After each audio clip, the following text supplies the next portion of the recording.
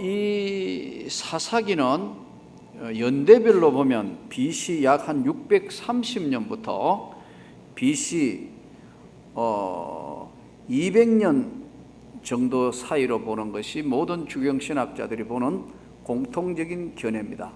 약 한 430년 정도, BC 630년경에서 이 BC 200년, 예수 그리스도 오시기 전 주전, 이 시대가 약 한 430년 정도 간에 있었던 것이 사사기인데, 이 사사기는 자전 이민족들이 이스라엘 백성들을 아주 자주 침범을 함으로 너무 힘들고 어려운 세대를 살던 저들이 하나님이 왕이신 이스라엘에 이방 족속들이 취하고 있는 그 나라들의 정치 구조는 왕이 있었기 때문에 저렇게 힘이 있고 잘 사는 것으로 착각을 하게 되어서 왕을 요구하게 됩니다.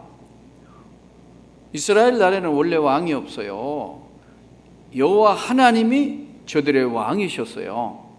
그런데 이방 족속들이 하도 침범함으로 저들은 인간 왕을 요구하기 시작해요.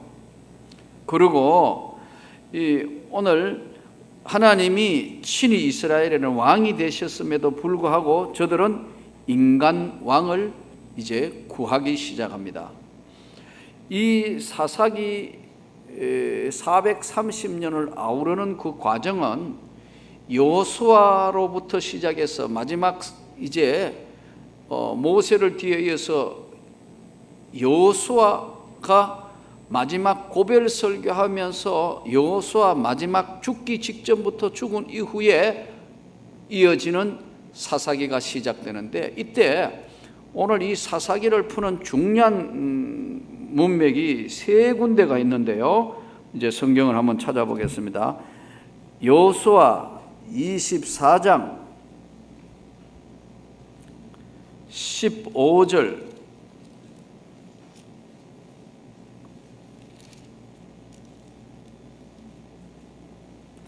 여호수아 24장 15절 다 찾았으면 아멘. 같이 하나님 말씀 봉독합니다. 만일 여호와를 섬기는 것이 너희에게 좋지 않게 보이거든 너희 조상들이 강 저쪽에서 섬기던 신들이든지 또는 너희가 거주하는 땅에 있는 아모리 족속의 신들이든지 너희가 섬길 자를 오늘 택하라. 오직 나와 내 집은 여호와를 섬기겠노라 하니. 자, 이 말씀이 왜 나왔냐 하면 이스라엘 백성들이 가나안 칠족들하고 이제 같이 살게 됩니다. 같이 사니까 쉽게 얘기하면 한 동네 살다가 보니까 서로 영향을 받습니다. 이 사람은 이 사람의 영향을 받고 이 사람은 이 사람의 영향을 받습니다. 우리가 두 사람이 있으면 부부가 오래 살면 닮는다 그럽니다. 그렇죠? 안 닮은 것 같아요? 닮습니다. 성격도 닮고 생각하는 것도 닮고 서로가 비슷해져요. 그리고 부인 보면 남편 알아요. 남편 보면 부인 알아요. 교회도 굉장히 비슷해져요. 목사 보면 성도 알아요. 성도 보면 목사님이 어떤 분인지 알아요. 거의 기도하는 스타일이나 그 은혜가 비슷하다. 이게 자꾸 오래 있으면 닮아요. 물론 뭐 금세 결혼했는 신혼부부는 안 달라가 서로 이기려고 타닥타닥 싸워요. 싸우다가 보면 지체가 나중에 둘이 비슷해져 버린 거예요. 공통 분모가 나와요. 싸우다가 하나가 못 이기면 티 나가버리는 게 그게 여러분 갈라서는 겁니다.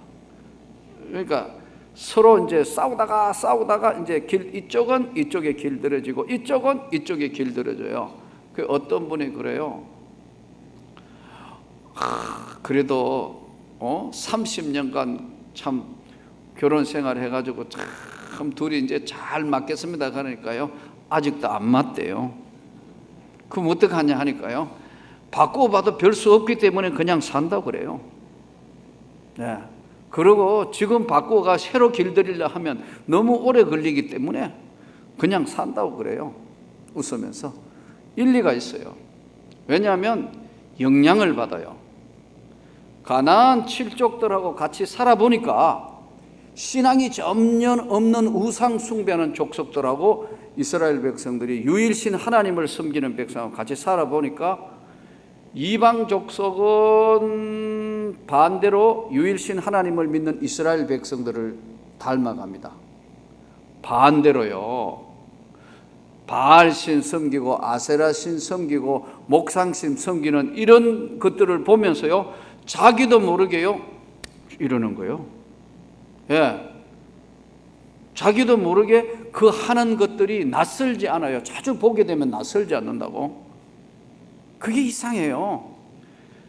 그래서 여호수아가 도저히 안 되니까 뭐냐면은, 만일 하나님 여호와를 섬기는 것이 너희한테 좋게 보이지 않거든, 너희 조상들이 강 저쪽에 섬기던 신이든지 너희 거주 안에 있는 땅에 섬기는 아모리 족속의 신들든지 마음대로 너희들 택해버리라. 그러나 나와 내 집은 오직 여호와 하나님만을 섬기겠다. 여호수아가 오직 답답했으면 여러분, 이런 마지막 이거 여호수아 24장이 여호수아의 고별 설교인데 이렇게 이야기를 하겠습니까?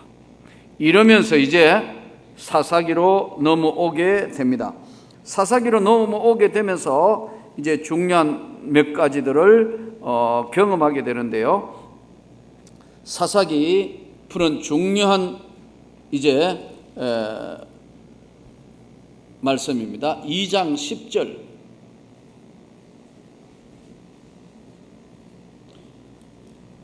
2장 10절 다 찾았으면 아멘. 같이 말씀 봉독합니다.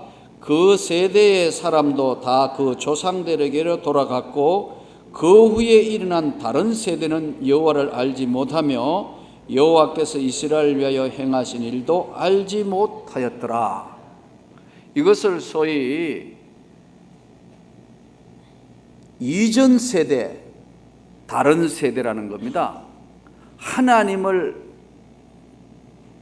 함께 하는 그런, 하나님과 함께 동행했던 그런 세대가 지나가면서 여호수아가 마지막 세대니까요, 여호수아가 죽을 때는 나이가 많이 들었기 때문에 밥상머리에서 교육을 받았던 어릴 때지만 같이 그래도 광야의 하나님의 역사, 조상들이 믿음 때문에 싸우고 눈물 흘리고 기도하고 여리고를 무너뜨리고 요단강을 건널 때 아이였던, 꼬마였던 이런 사람들이 남아있는 그 세대의 사람들도 다 그 조상에게 돌아갔고 그 후에 일어난 다른 세대는 여호와를 알지 못했다.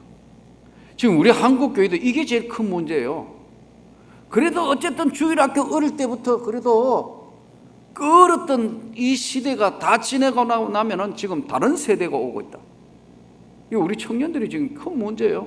내가 여러 차례 우리 청년들 보고 돌아서 어른 예배에 와서 설교도 듣고 같이 헌신도 하고 좀 하라 안 해요.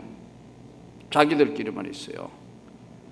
이거 우리 청년들이 거의 한 300여 명 넘게 지금 훨씬 숫자적으로 꽤 많은 청년들이 많은 교회예요. 지금 제가 그게 걱정이에요. 이거 다른 세대가 오고 있다. 여호와를 알지 못하는 다른 세대가 오고 있다. 지금 이 다음 세대 주일학교 애들은요, 교회론 자체가 없는 애들이 올지 몰라요. 이거 지금 보통 문제가 아니다. 그래서 지금 사사시대가, 우리 한국교회도 잘못하면 영적 사사시대가 올 수 있다. 이 강해를 하면서 굉장한 두려움이 있어요. 자, 그 다음에 11장 27절.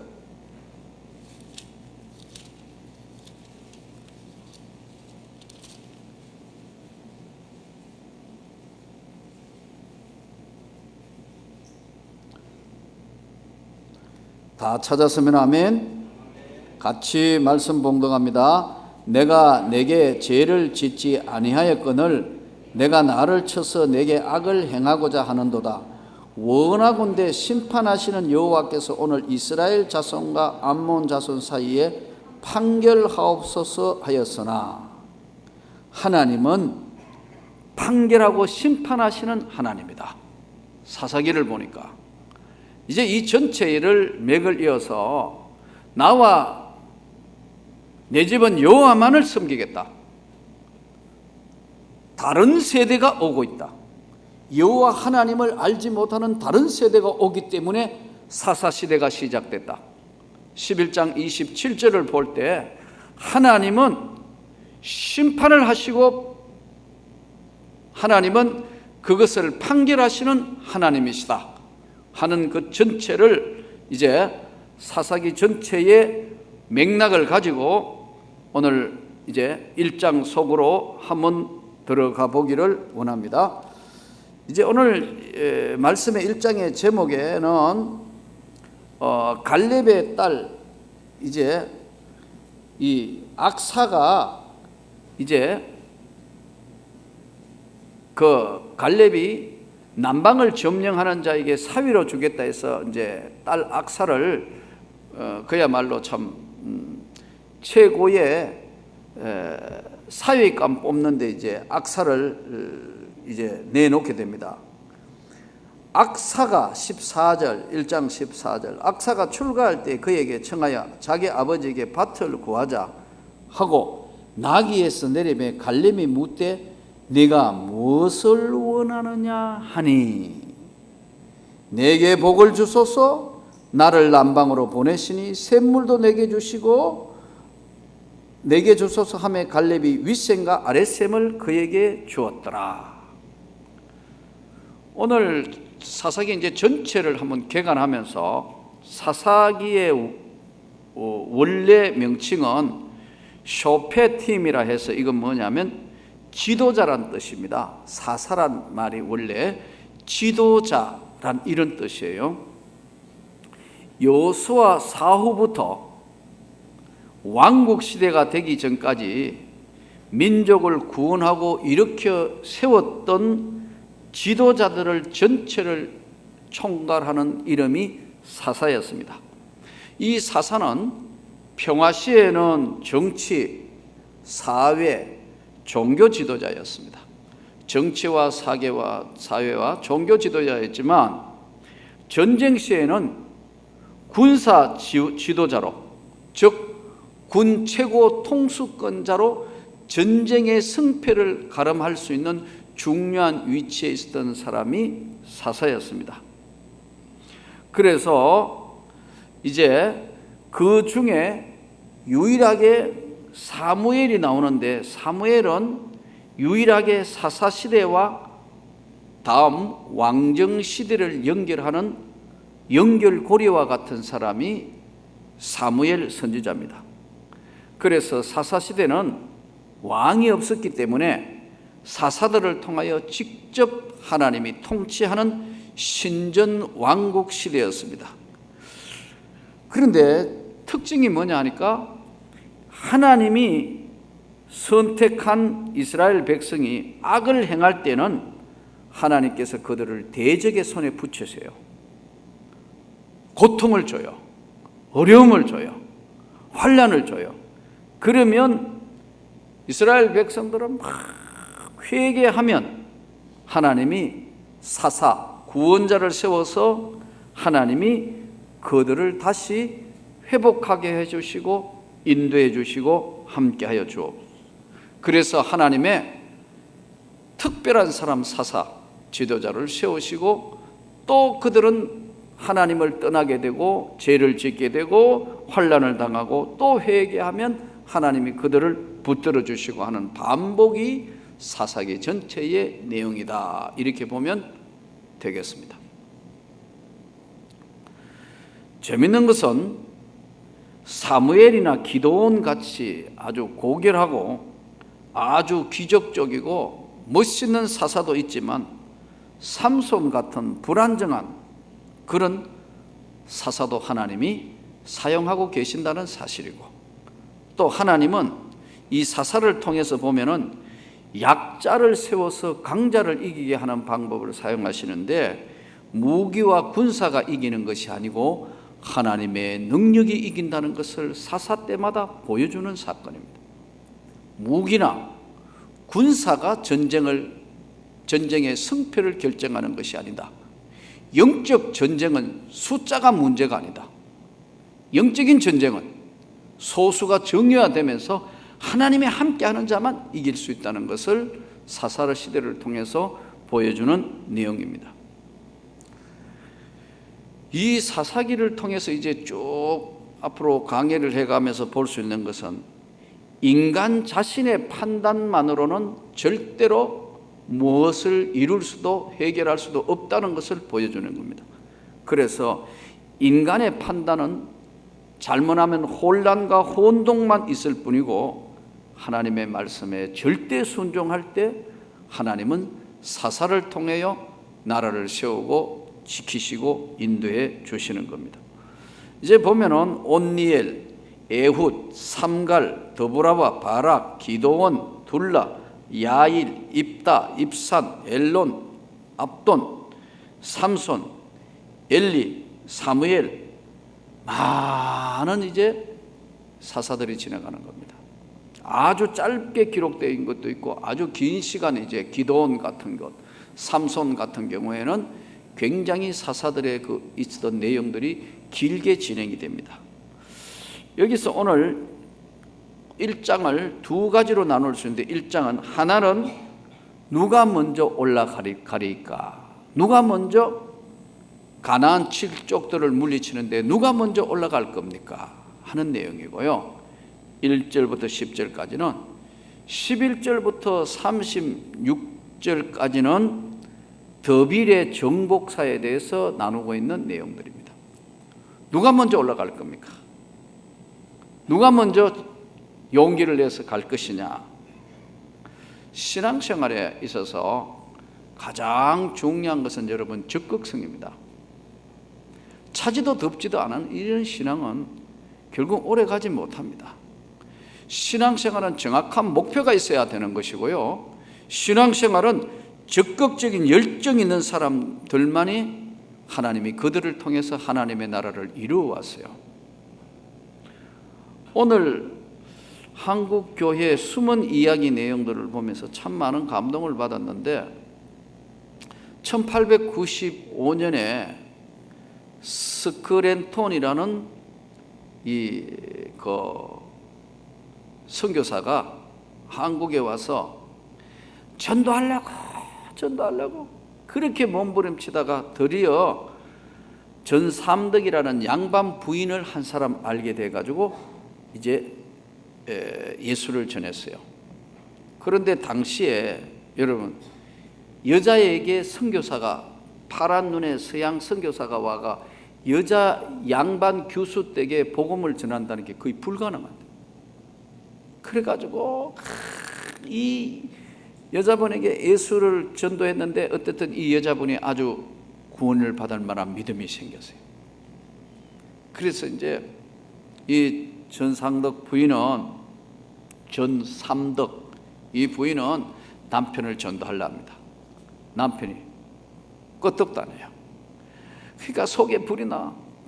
전도하다가 안 돼가지고 할 수 없이 이제 자기 집에 선교사를 초청합니다. 오늘 이야기하면 신방을 받는데 교회당에서 세례를 받을 수가 없어. 당시에 1895년에는 여자가 교회당에서 세례를 받을 수가 없어. 그래 자기 집에서 세례를 받는데 그 책에 그림을 그려놨는데 내가 오늘 얼마나 웃었는지 휘장을 쳐놓고요. 남녀 7세 부동석이니까 더더군다나 외국인 이 서양 선교사하고 양반 부인하고 만나면 큰일 나니까 휘장을 쳐놓고요. 세례는 받아야 되니까요. 휘장에 구멍을 뚫어가 목만 내가지고 휘장에 우리 지금 상상이나 됩니까? 여러분 휘장을 이렇게 쳐놨는데 휘장에 이렇게 구멍을 뚫어 사람 목 나오도록 구멍만을 뚫어가지고 그 전삼덕 부인이 가슴에 불이 담겨서 죽어도 나는 여자지만 세례를 받고 죽어야 되겠다 해서 양반집에 여자가 교수가 세례받는다. 이 당시에는 보통 일이 아니에요. 그래서 목을 내밀어 가지고 요것만 내놓고 우리 꼭 사형수처럼 목만 내놓고 몸은 휘장 밖에 있고 하인들하고 옆에 서고 선교사가 세례를 줍니다. 기가 막히죠. 1895년에. 근데 그 이후에 그 이후에 이 며느리가 둘이었는데 두 며느리 다가 예수를 영접하고 세례를 받습니다. 양반집 교수가 세례를 받는 엄청난 사건이 벌어졌어요. 여기에 용기를 얻어가지고 이 스크랜턴이 용기를 얻어서 학교를 세웁니다. 그 학교가 이화학당입니다. 1년 뒤에 여자도 세례받을 수 있고 여자도 전도하면 가능하고 이 나라는 여자를 깨워야 희망이 있다. 아멘이죠? 지금 우리도 보세요. 여자분이 훨씬 많잖아요. 여자들을 깨워야 이 나라가 희망이 있다. 이래가지고 양발을 구멍 뚫어가 세례 준 그 경험이 용기를 가지게 된 거예요. 하면 되는구나 해서 여학생 모집했는데 이화학당 여학생 모집했는데 몇 명 왔게요? 10명, 20명, 30명, 50명 얻은 걸까요? 딱 한 명 왔어요.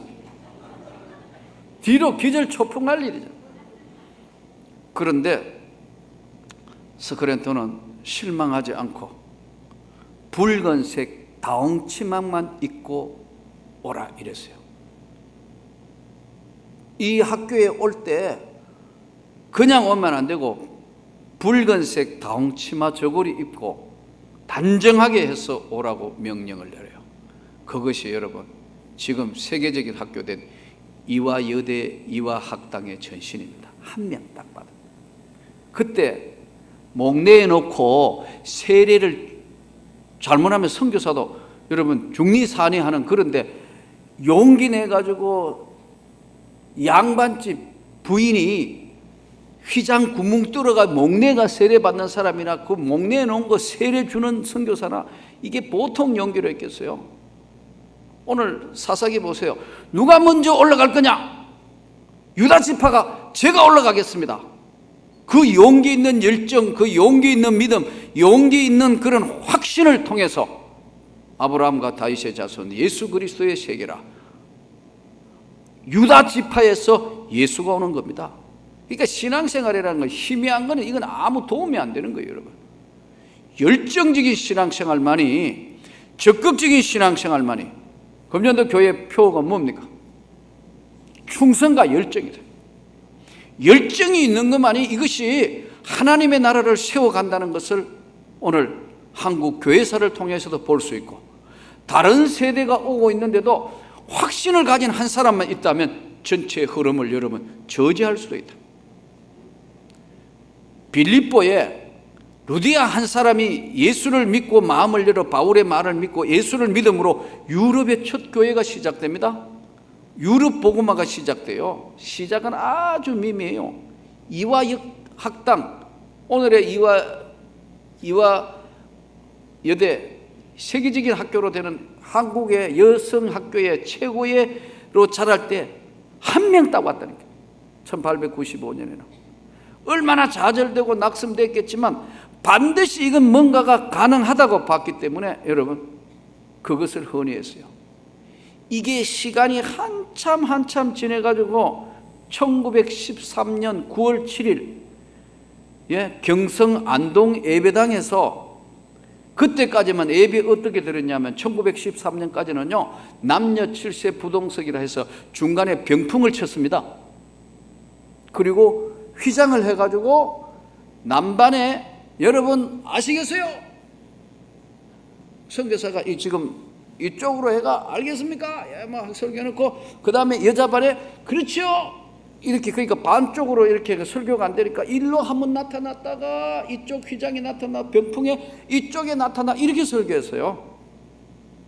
그런데 1913년 9월 7일 날 어떻게 했느냐 하니까 경성 안동 예배당에서 이거 남녀 7세 부동석이지만 아무리 그렇다 하더라도 휘장 때문에 예배에 방해가 되니까 휘장을 없애고 남녀석은 따로 있게 해서 예배를 드리는 게 어떻겠냐 하고 처음으로 이제 헌의를 해서 1913년 10월 11일 날 좋다 받아들이는데, 요렇게 했어요. 각 교회 당회에서 형편에 따라 휘장을 할 수도 있고 병풍을 칠 수도 있고 거둘 수도 있고는 각 교회 형편과 당회가 잘 상의해서 하기로 하다. 참, 1913년 10월 11일 날 결의한 사항이에요. 총회가. 네, 오늘 교회사를 보면서 얼마나 우습기도 하고, 여러분 목 내놓고 휘장에 반쯤 하고 이런 과정들이, 이게 우리가 지금 웃을 수밖에 없지만 지금부터 예수님 오시기 630년, 200년 전에 이 사사기에 일어난 이 사건, 오늘 또 여전히 동일한 것은 예수의 나라를 위해서는 완전히 헌신하는 자, 누가 먼저 올라가겠냐? 유다가 올라가겠습니다. 그를 통해서 하나님은 그 시대를 열어가고 축복하시고 함께 하신다는 사실을 깨닫고, 우리가 믿음에 있으면은 열심히 이기를 원합니다. 충성되기를 원합니다. 그러지 않으면 아무것도 할 수가 없습니다. 오늘 가나안 정복사도 결국은 마지막 갈렙 85세에 내가 나이가 들었지만 능히 감당할 수 있습니다 하는 갈렙을 통하여 마지막 하나님의 역사를 진행하는 겁니다. 자, 이제 11절을 한번 보시기 바랍니다. 11절,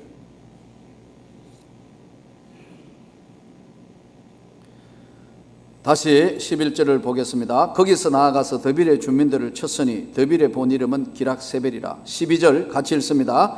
갈렙이 말하기를 기랏세벳에서 쳤어 그것을 점령하는 자에게는 내 딸 악사를 아내로 주리라 하였더니 갈렙의 아우 그넷의 아들 온니엘이 그것을 점령하였으므로 갈렙이 그의 딸 악사를 그에게 아내로 주었더라. 악사가 출가할 때 그에게 청하여 자기 아버지에게 밭을 구하자 하고 나귀에서 내리매 갈렙이 묻되 내가 무엇을 원하노냐 하니, 갈렙이 유다군의 총사령관이 되었어요. 근데 전쟁을 하려니까 기랏세벨을 물리치려니까 용기가 있어야 되는데 용기 있는 사람이 없으니까 누구든지 이 성을 점령하는 자에게 내 딸을 주겠다 했더니 갈렙의 아우 그낫의 아들 온니엘이 점령을 했다. 그래서 이제 딸 악사하고 이제 결혼을 시켰어요. 그랬더니 딸 악사가 시집 가자마자 이제 아버지에게 구하는 거예요. 첫째 뭘 구하느냐? 밭을 구해요. 그리고 남방으로 가니까 윗샘도 아랫샘도 주세요. 이렇게 해요. 쉽게 이야기하면 딸은 예쁜 도둑이라 그러잖아요. 있는 거 없는 거 몽땅 끌고 가려 한다. 여러분 딸들을 조심하십시오. 악사도 그랬고 그때도 그랬고 전부 이제 몽땅 가져가려 한다. 그런데 이 갈렙은 기쁜 마음으로 윗샘과 아랫샘을 다 줘요. 이 당시에 우리 지금 셈이라 생각하니 아무것도 아니에요. 셈은요 모든 부의 근원이에요. 물이. 왜냐하면 물이 솟아나는 거예요. 양을 쳐서 사는 그 당시에 양과 낙타를 키워서 짐승을 키워 사는 세상에 조그마한 토지 같은 거 이런 것들을 하려면은 물이 있어야 되잖아. 위에 샘, 아래 샘.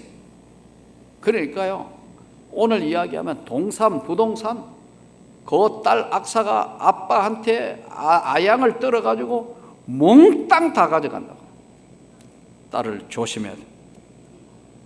이것을 오늘 우리에게 보여주는 아주 재밌는 사건이에요.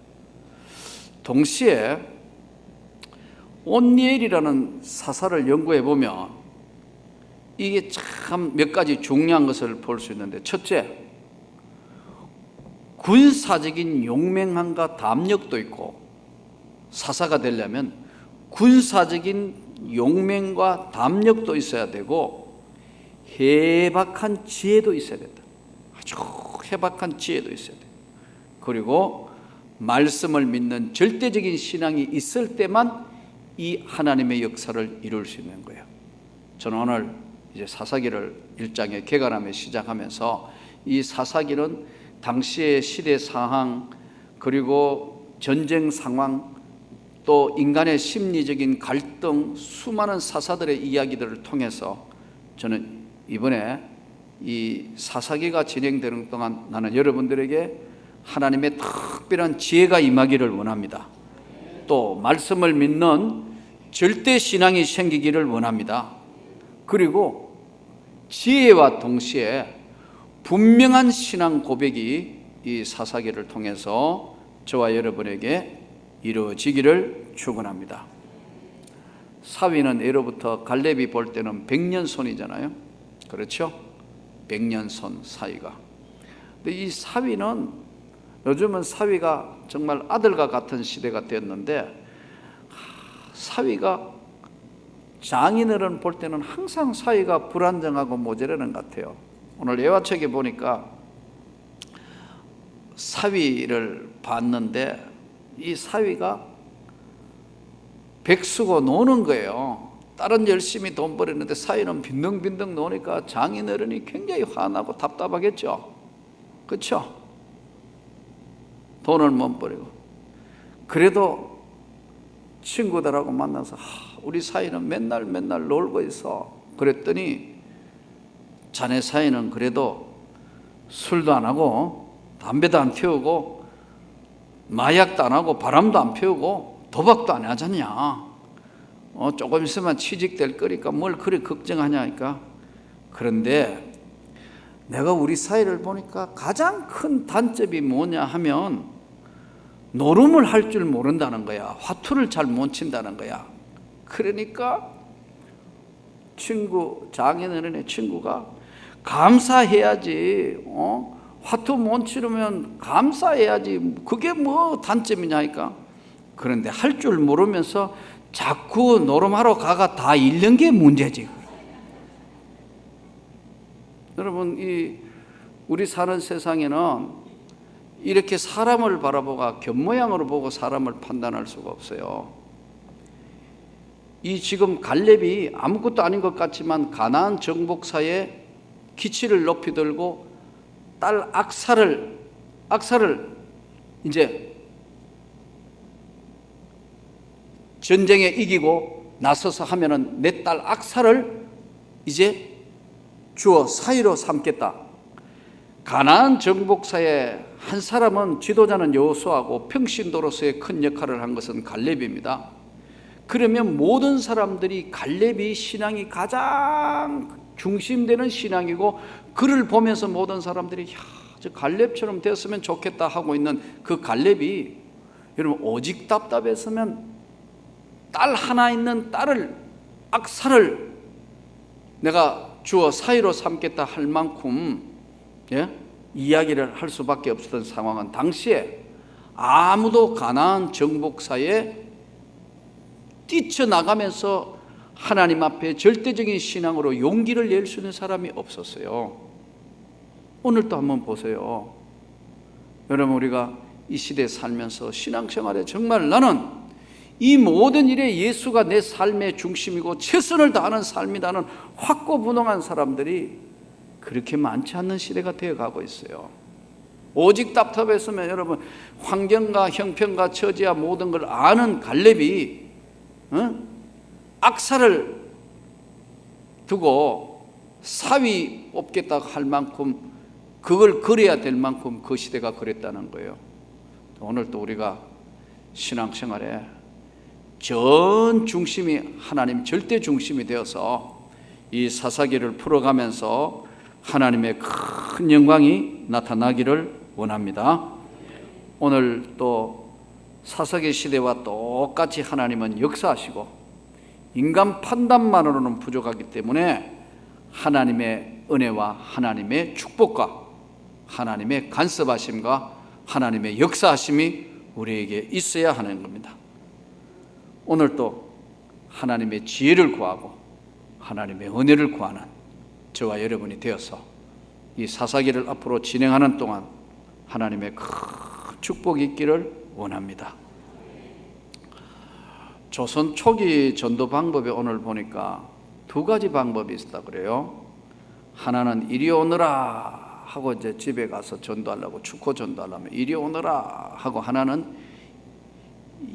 예 보라, 두 가지를 하는데 산끝이나 아니면은 평인이 이리 오너라 함부로 했다가는 맞아 죽는데요. 그런데 조선 초기에 이대영이라는 사람이, 나중에 이분이 이제 목사가 되는데, 오늘 그 책자에 보니까 경북 예천에서 양반 가문에 태어났는데 예수를 믿다가 19세의 집안에서 축출당해요. 아주 양반 대갓집인데 예수 믿는 것 때문에 여러분 집안에서 쫓겨나오고 축출을 당합니다. 집안에서. 근데 그가 이제 선교사를 만나서 나중에 이제 전도자가 돼서, 우리로 이야기하면 계속 다니면서 전도하다가 나중에 이제 목회자의 길을 걷게 되는데, 이분이 그래도 쫓겨나도 양반이다 는 자기 양반 신분이 있기 때문에 이분이 조선 초기에 전도하는 방법이 남의 대갓집이든 작은 집이든 자기는 양반이니까 문을 두드려요. 이리 오너라, 이리 오너라.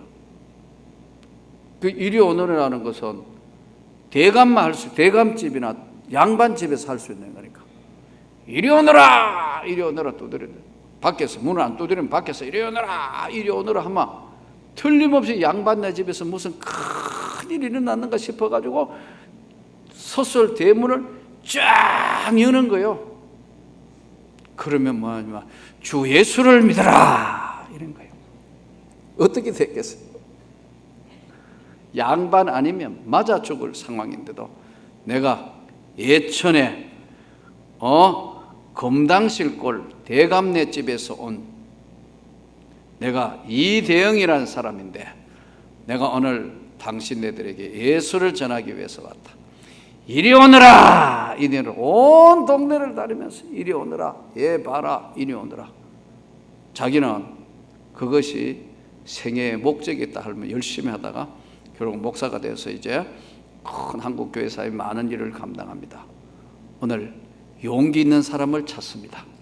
사사는 하나님의 지혜와 용기 있는 사람이라는 사실을 깨닫고 우리가 더 열심히 주님의 나라를 위해서 헌신하고 전도하고 최선을 다하는 우리들이 되기를 주 예수 이름으로 축원합니다.